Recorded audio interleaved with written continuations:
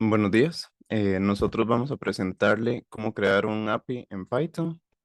Tenemos a José Isaac Lazo, a Byron, Jairo Emanuel, María Fernanda y mi persona, Jonathan Salazar.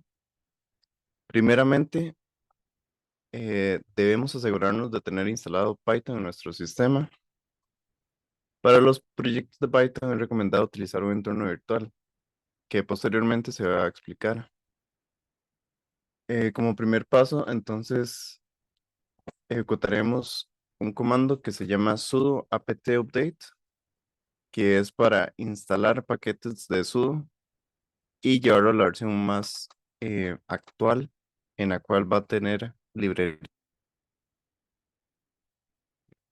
Ajá.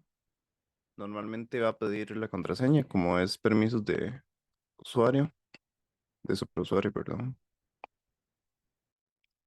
Ok, una vez que se ha terminado de instalar, entonces ejecutamos un comando que es python 3 version, que esto lo que va a ver es qué versión de Python está instalada. Para instalar la versión más actual, tenemos el comando sudo apt install python 3-pip espacio -y.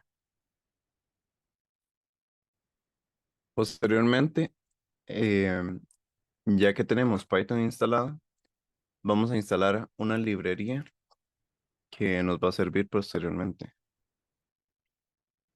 Como dato adicional, esa librería que se está descargando o se descargó contiene todos los paquetes necesarios para Python y su debido funcionamiento. Hay un código adicional que se puede ejecutar, que es para verificar si hay más librerías adicionales que instalar. Como vemos, no hay nada más adicional, entonces ahí quedaría. Ok, ahora yo les voy a explicar acerca de la creación de la carpeta donde vamos a guardar el proyecto y un entorno virtual que vamos a necesitar. Por lo tanto, nos iríamos a donde queramos crear nuestra carpeta. En mi caso sería en C y le damos un nombre. En mi caso, vamos a ponerle Fast API. Ok, y necesitamos en la terminal ingresar a ello. Podemos poner el comando cd mnt c y el nombre de la carpeta que usemos. En nuestro caso, Fast API. Ok, una vez estando aquí adentro de nuestra carpeta, procederemos a correr unos comandos necesarios para hacer el entorno virtual. El comando sería python 3 -m v environment, y recordar ponerle, en vez de ejemplo API, ponerle el nombre de la carpeta que creamos. Fast API barra environment.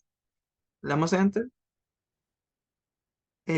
Si presentamos este error, entonces corramos lo que nos dice aquí, que sería apt install python 3.10 environment. Con sudo, perdón. Y lo corremos. Le damos Y. Ok, una vez completado, ahora sí corremos el comando anterior, sería acordarse de cambiar el nombre, enter. Ok, cuando corremos este comando, no se preocupen que se va a quedar un rato ahí procesando la solicitud y no nos va a tirar nada, simplemente volvemos aquí. Entonces, después de crear el entorno virtual, tenemos que correr este otro comando que sería para activarlo. Acordarse otra vez aquí en vez de ejemplo API, poner el nombre de nuestra carpeta, que es Fast API. Ok, aquí ya lo tenemos activado, nos damos cuenta por esto. Entonces aquí ya procederemos a instalar unas librerías que son necesarias para correr nuestro programa. Ok, ese sería pip install fast API. Esa es una de las dos. Ok, una vez que se haya completado la instalación de fast API, este, procederemos a correr el otro comando. Este otro comando, bueno, esta otra instalación de Ubicorn es necesaria porque con Fast API se acoplan entre ellas. Son necesarias una con la otra. Si instalamos Fast API, necesitamos Ubicorn y al revés sería lo mismo. Entonces corremos pip install ubicorn y esperamos que se descargue. Ok, aquí ya se terminó de descargar el otro framework o librería, que es Ubicorn. Como dato interesante, Fast API fue creado es un framework creado por Sebastián Ramírez. Ok, ahora vamos a pasar a abrir el proyecto en Visual Studio Code, ya teniéndole el environment. Con el comando code punto se abrirá automáticamente en, en la carpeta de Fast API. Ok, ahora ya en Visual Studio Code vamos a pasar a explicarles lo que es el código que está a cargo de mi compañero Byron. Gracias, compañero Isaac. Bueno, inicialmente para poder empezar a codificar necesitamos crear un archivo que se llame main.py a nivel de la carpeta de FastAPI.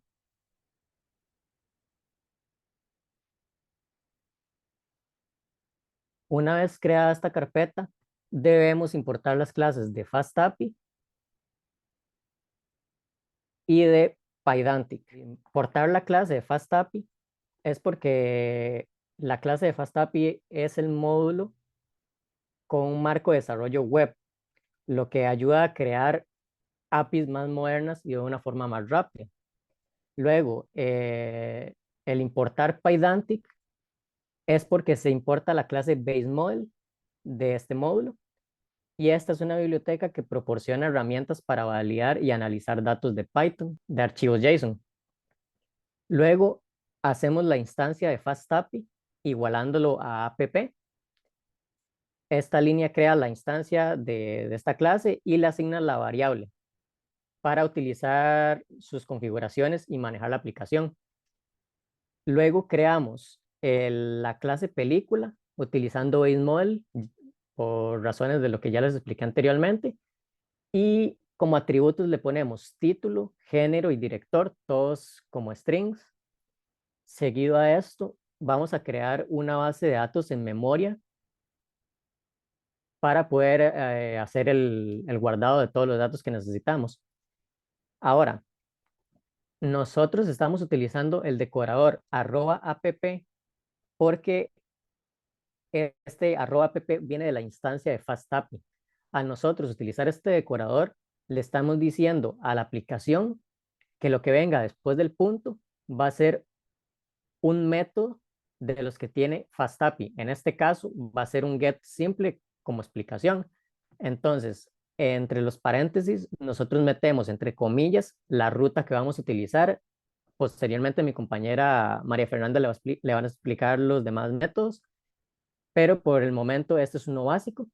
Entonces, definimos el método que sería el index y retornamos un mensaje que diga bienvenido a la API de películas. Esto sería un método básico que ahora podemos probar, que lo que haría es nada más retornar este mensaje.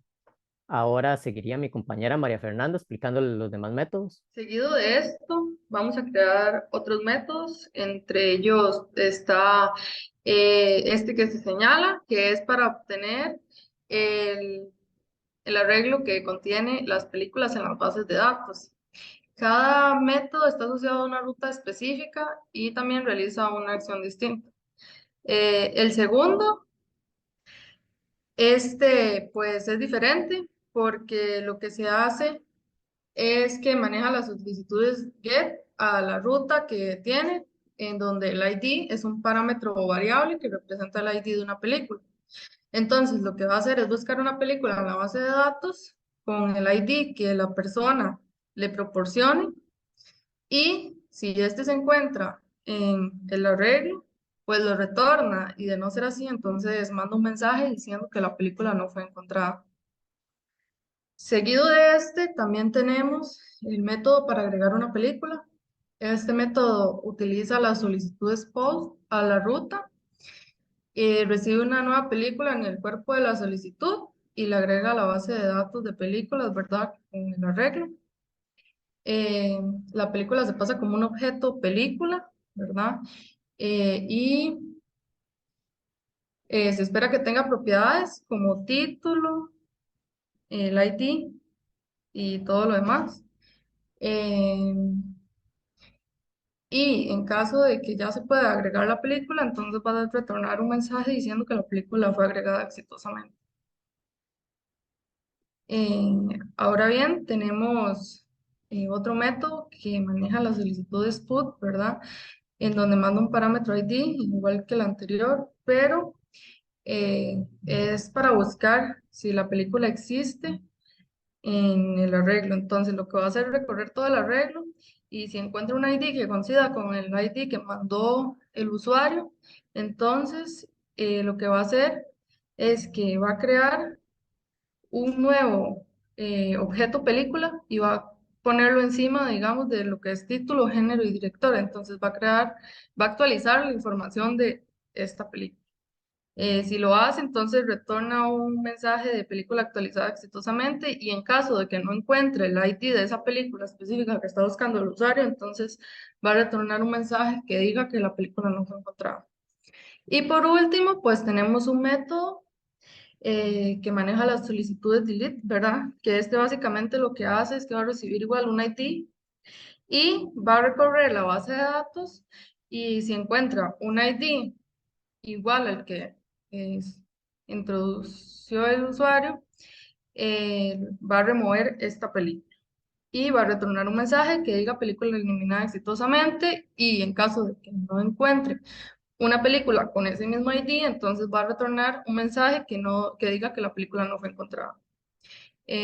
Bueno, ahora bien va mi compañero Jairo explicando un poco lo que es la API como tal. Entonces, los dejo con él.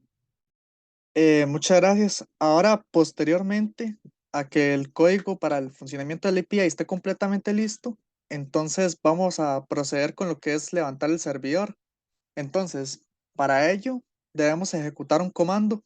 El comando sería uicoremain app reload. Entonces, este comando lo que va a hacer es ejecutar el servidor como tal. Y el servidor va a estar corriendo en 127.0.0.1 en el puerto 8000. Entonces, si nos vamos al browser, bueno, cabe mencionar que si lo insertamos así tal cual, es lo que va a retornar es el mensaje JSON que está explicando la compañera María Fernanda. Entonces, para poder acceder a la interfaz gráfica, tenemos que agregar el /docs. Bueno, una vez ingresamos al docs, tenemos todos los métodos para el funcionamiento del API. Entonces, tenemos todos los get, tenemos el post, el put y el delete. Entonces, para empezar a probar esto, bueno, si hacemos un get, no va a jalar nada porque evidentemente no tenemos películas insertadas. Entonces, bueno, la respuesta va a ser un vacío, digamos. Entonces, para insertar una película, nos vamos a ir al post y vamos a presionar try it out. Entonces, vean que esto de una vez le genera, digamos, el body de cómo debería ir en formato JSON, digamos. Entonces, donde está el string, digamos, a la par del título, nada más se le cambia lo que está entre comillas por la película que vamos a insertar. Entonces, en este caso vamos a insertar la película Cars, digamos. Entonces, eso va a llevar por título Cars, género va a ser animada y el director vamos a poner Pixar. Y le damos execute. Y entonces, bueno, aquí tenemos el response body con el mensaje de que dice que la película se ha agregado exitosamente. Entonces se ha guardado correctamente en la base de datos. Entonces, si nos devolvemos y hacemos un get, hemos try out y execute. Entonces, ahora sí, nos va a devolver la película que hemos creado. Nos va a devolver el título, el género, el director y por supuesto nos va a devolver el ID. Entonces ya tenemos uno creado. Entonces, continuaríamos con el Get por ID, que sería para obtener una película específica. En este caso solo tenemos una, ¿verdad? Entonces, ahí tenemos que insertar el ID. En este caso sería 1. Le damos Execute. E igual nos va a devolver la película que hemos creado anteriormente. Entonces, posteriormente, vamos a hacer un put. Ese put, igual, pasaríamos el ID del valor que vamos a actualizar. Entonces, como solo tenemos una, insertamos el ID 1 y le agregamos los valores que le queremos actualizar. Supongamos que ya no va a ser cars, sino va a ser cars 2 en este caso. Y el género y director lo dejaríamos.